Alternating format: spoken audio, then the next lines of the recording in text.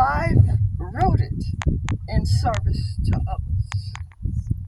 He is a proud Korean veteran. He answered the call to serve our country during a most difficult time. It was the most challenging time for the United States of America. He answered the call and served our country with courage and dedication. Yes. At the end of his term, and he returned home from his military service, he engaged in a life of breaking racial Yes. barriers and making Black history. He became the first African American, among the first African American to drive a Beaumont Transit bus, thereby paving the way for others who are driving the buses today. Yes. He then worked in the United States Post Office, where he retired as a supervisor. But he didn't stop there. He continued serving and giving back to the community as a crossing guard for the Beaumont Independent School District, making sure that the children, the generations of the future, were protected. He always found ways to give assistance and to render service to the least of these, our brothers Yes. in our community. And now, at the age of 94, he stands as a living example of Yes. strength and service, Yes. and values and reflects the very spirit that we are honoring here today as we pay tribute to our veterans, and he is one of them, and our Buffalo soldiers. I welcome and introduce to you now our loving, caring community activist, Mr. August Jones.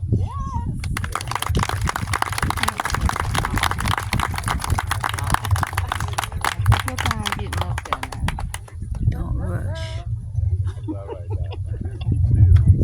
Hold on.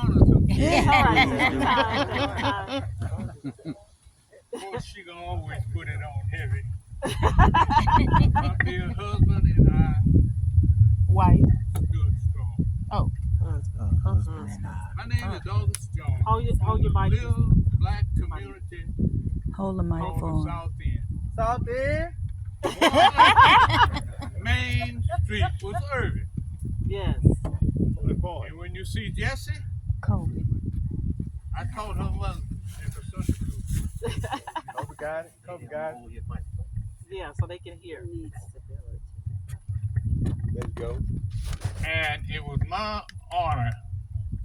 This is his grandson, and we thank you.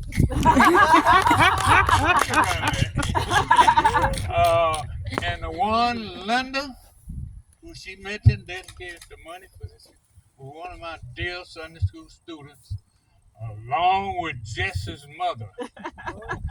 I taught them. Yes. The South End was just a small Black community, one main street, and not even all the street, just part of that one street, Irving. And that was known as the Charlton Pilot neighborhood, not where you see the signs now, because it didn't pass Blessed Sacrament on Irving. I was one of 9 children, poor as dirt. I mean, you couldn't get poor. But we was in a loving, spiritual neighborhood at South End. Yes. And we was blessed to have some strong religious leaders. Ours was Reverend McCartney. Yes. Our education. So when I finished high school, I had to wait a year. I wasn't old enough to join the army.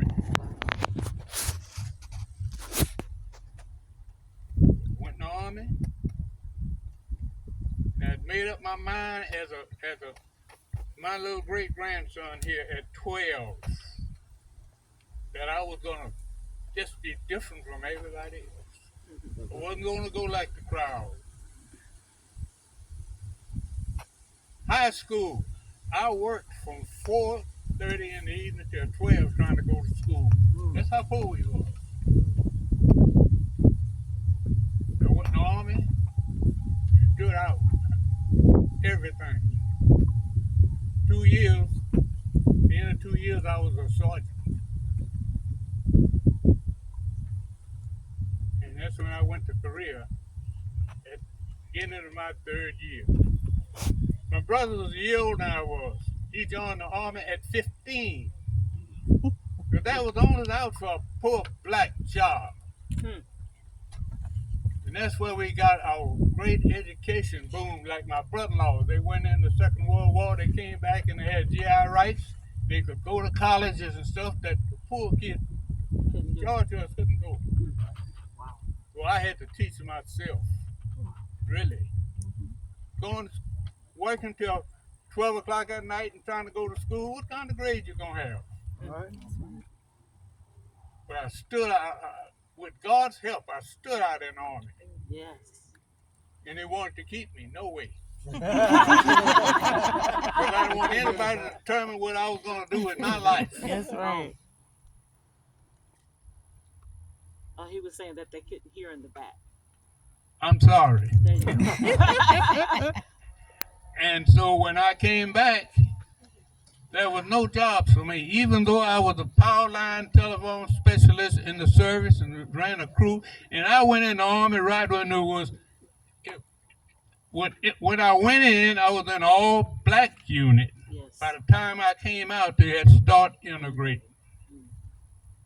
Came back to Beaumont, couldn't get a job nowhere, had to go back to the cafe. My God.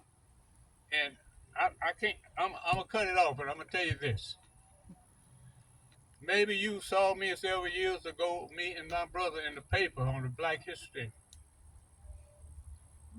report.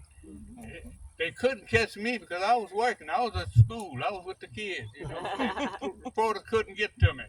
When they did, it's and that's what I told them.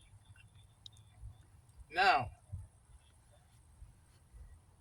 no opportunities until finally they started integrating the bus. Yes.